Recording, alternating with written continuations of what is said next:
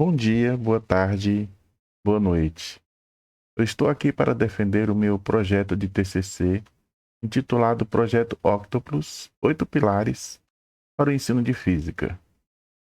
Bom, primeiro vamos saber de onde vem, qual o embasamento desse projeto. Eu me embasei principalmente nos dados do PISA, que é o Programa Internacional de Avaliação de Estudantes. Bom, o que eu tirei lá do PISA? Primeiramente, o que nós temos? Que no Brasil, o que foi coletado? No Brasil, 24% dos estudantes atingiram pelo menos o nível 2 de proficiência em matemática, significativamente menor do que a média dos estudantes entre os países da OCDE. No mínimo, esses estudantes podem interpretar e reconhecer, sem instruções diretas, como uma situação simples pode ser representada matematicamente. Por exemplo, comparar a distância total de duas rotas alternativas ou converter preços em uma moeda diferente. Ora, por quê? Porque pela experiência que eu tenho de aula, já vai mais de 30 anos, o que eu pude perceber que um dos principais entraves para que o aluno consiga entender de fato a física e desenvolver ela com prioridade, com propriedade, é a questão da matemática, né? Matemática, principalmente a matemática básica, que são fundamentos essenciais para o desenvolvimento de qualquer problema de física. Existem alunos que sequer conseguem dividir ou multiplicar sem auxílio de calculadora. Bom, por exemplo, né? Outra coisa, cerca de 50% dos estudantes no Brasil atingiram nível 2 ou superior em leitura. Ou seja, e na OCDE nós temos 74%. Olha a diferença. No mínimo, esses estudantes podem identificar a ideia principal em um texto de extensão moderada, encontrar informações com base em critérios explícitos, embora às vezes complexos, e podem refletir sobre a finalidade e a forma dos textos quando explicitamente orientados a fazê-lo. Ou seja, devido à carência hoje que encontramos hoje em pleno século XXI de leitura, os alunos não conseguem interpretar direito os textos, que é um fator essencial para que a gente desenvolva a contento o conteúdo de física. Outra coisa, cerca de 45% dos estudantes no Brasil atingiram o nível 2 ou superior em ciências, enquanto na OCDE nós temos 76%. Também é gritante. No mínimo, esses estudantes podem reconhecer a explicação correta para fenômenos científicos conhecidos e podem usar esse conhecimento para identificar, em casos simples, se uma conclusão é válida com base nos dados fornecidos. Certo? Isso aqui é consequência de quê? Da leitura, né? Da impossibilidade dos alunos, não digo todos, que existem exceções, claro, mas grande maioria dos nossos alunos estão sofrendo disso. Por quê? Porque eles não têm noção é, é, do que leem, e aí o que acontece? Isso influi diretamente na capacidade deles de interpretação das coisas, que é essencial para o ensino de física, porque o ensino de física basicamente são fenômenos que nós encontramos no dia a dia, que são explicados do ponto de vista físico e matemático também, e usando a matemática. Outra coisa também que eu extraí do PISA. No período mais recente, que foi de 2018 a 2022, a lacuna entre os estudantes com as maiores pontuações de 10% com as maiores pontuações e os estudantes mais fracos, 10% com as menores pontuações, diminuiu em matemática, mas não mudou significativamente em leitura e ciências. Em matemática, os estudantes com baixo desempenho ficaram mais fortes, ótimo. E os estudantes com alto desempenho ficaram mais fracos. Então tem alguma coisa errada, muito errada nisso. Bom, em que se baseia o meu TCC? Aí eu pensei o seguinte: ora, se nós olharmos, por exemplo, lá na filosofia grega, na Grécia Antiga, o que nós tínhamos? nós tínhamos o filósofo, né? A figura do filósofo. E aí, o que nós temos aqui? Na filosofia grega, a filosofia grega foi um movimento intelectual que floresceu na Grécia Antiga entre os séculos 6 a.C. e 5 depois de Cristo. O que tinha lá? Caracterizou-se por uma busca racional e sistemática pela compreensão de quê? Da realidade, da natureza humana, da ética, do conhecimento, da política e de questões metafísicas. E aí o nosso filósofo, ele tinha que dominar todos esses conhecimentos e passar para quem? Para os seus discípulos, né? Geralmente feito de forma oral. O que eu pensei? Ora, se o filósofo de antigamente ele dominava tantas coisas, para que a gente consiga alcançar o que a gente realmente quer, que é a finalidade de dar uma virada de mesa para que os nossos estudantes possam realmente apreender a física em toda a sua totalidade, nós devemos também ser múltiplos. E aí, eu desenvolvi quem? Porque o meu projeto Octopus, que ele é subdividido em 8 pilares, certo? O primeiro pilar, no primeiro pilar nós vamos fazer teste de nivelamento ou avaliação metacognitiva. Esse teste de nivelamento, ele geralmente ocorre lá no primeiro ano, para que nós tenhamos uma ideia de como esse aluno veio do ensino fundamental. Será que ele realmente aprendeu tudo o que ele deve aprender para que ele desenvolva a contento todo o conhecimento que nós vamos passar do ponto de vista físico? Depois, pilar 2, revisão de conhecimento. Depois que a gente faz essa questão do nivelamento, o que nós podemos detectar? Se a gente detectar o que o PISA mostra e a nossa experiência de vida dentro de sala de aula também mostra, que eles têm problemas, principalmente em matemática, então vamos fazer uma revisão de matemática. Para quê? Para que esse aluno não se sinta perdido quando nós tenhamos de desenvolver todo o conteúdo de física. Pilar 3. Uso de laboratórios virtuais gratuitos na internet. O que nós temos hoje em dia? Nós temos os alunos que eles têm duas realidades. Uma, ensino público, outra, ensino particular. No ensino particular, geralmente nós temos os laboratórios disponíveis para esses alunos. Já no público, isso é quase que impossível da gente ter. Por razões que nós já conhecemos, razões políticas, principalmente, porque o Brasil, infelizmente, não dá muito valor à educação e o professor tem que se virar. Como o professor pode se virar? Uma das formas é usar esses laboratórios virtuais que nós temos na internet. Um dos exemplos é o FET, que apresenta uma série de simulações em física que o aluno pode visualizar o que acontece do ponto de vista físico com determinados fenômenos. Por exemplo, como vamos introduzir a questão da velocidade média, quando nós formos introduzir também a questão da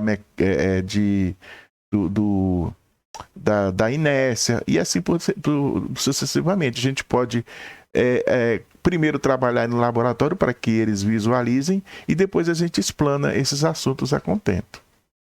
Pilar 4. Nós temos, o que eu pensei? Criar um laboratório de resolução de exercícios nos 4 níveis de dificuldade. Nível básico, nível médio, difícil e desafio. E também fazer simulados, né?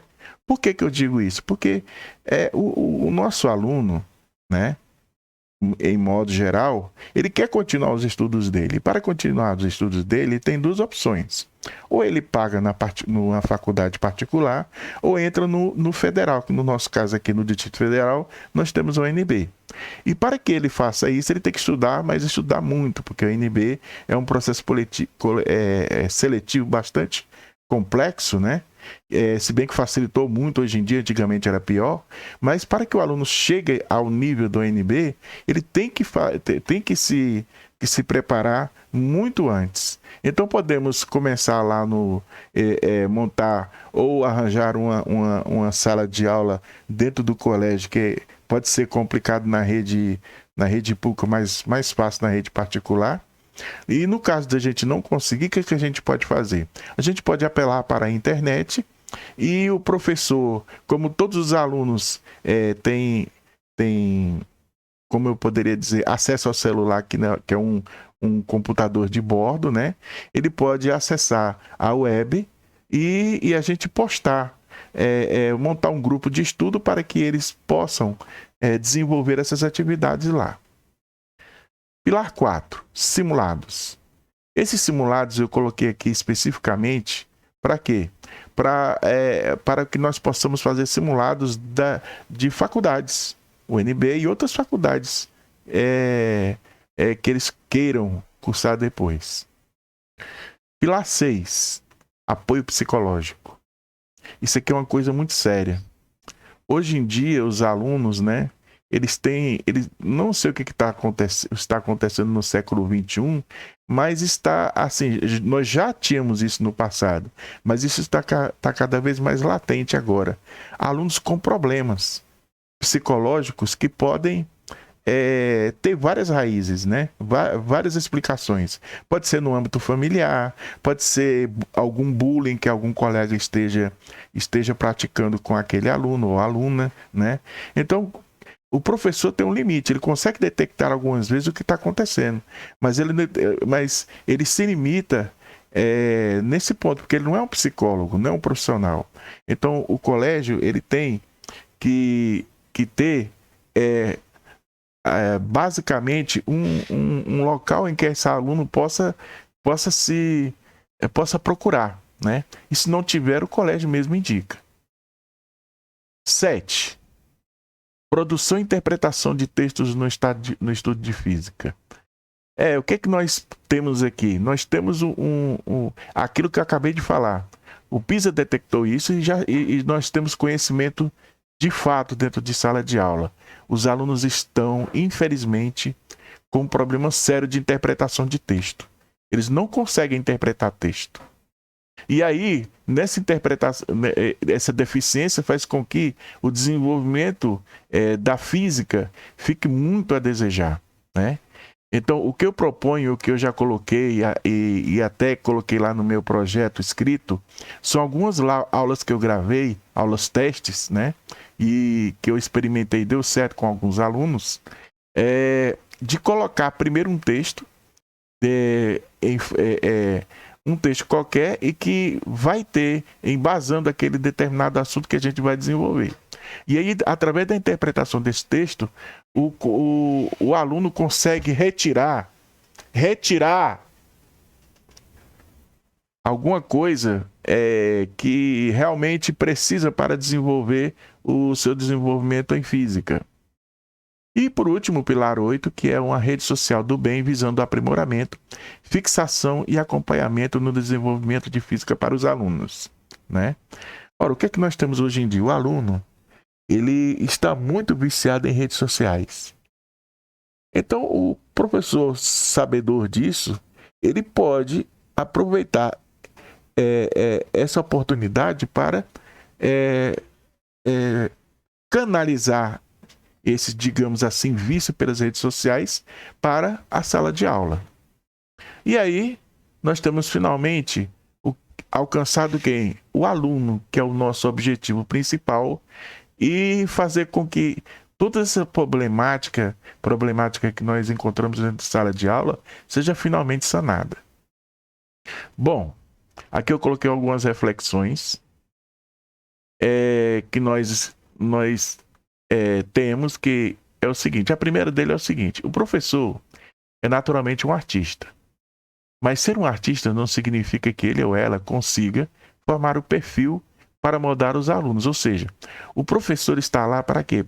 Não só para passar o conhecimento, né?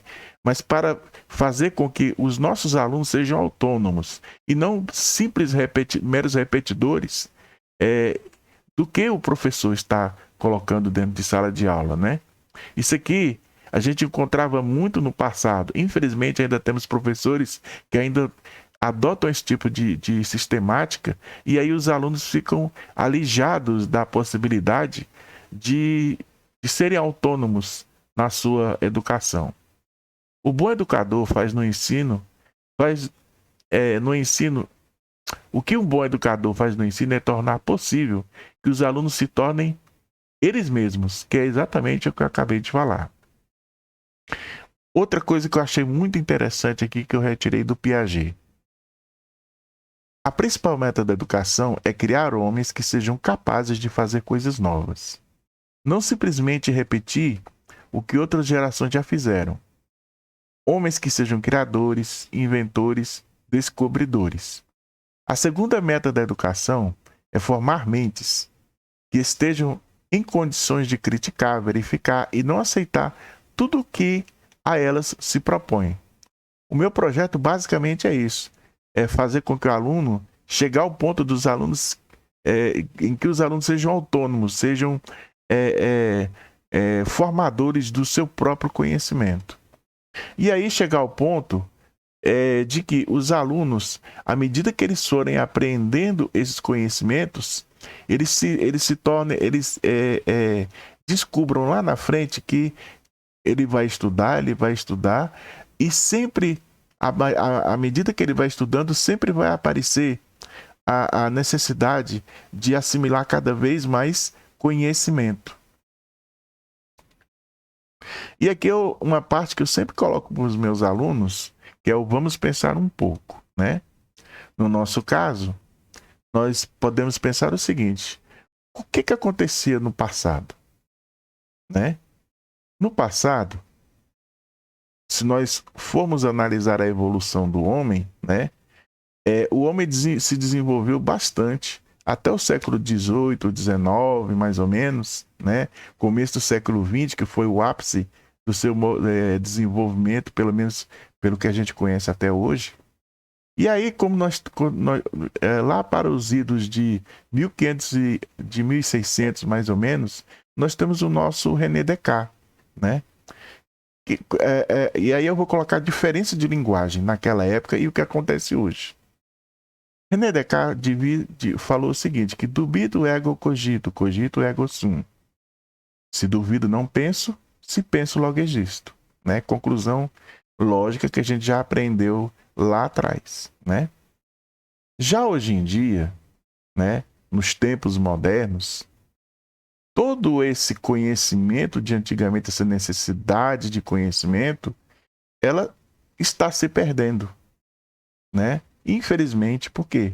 Porque as pessoas estão muito imbuídas em colocar em assimilar conhecimento, entre aspas, através de grupos sociais, né? As famigeradas redes sociais, que nem sempre transmitem o conhecimento desejado e estão muito aquém do que a gente precisa.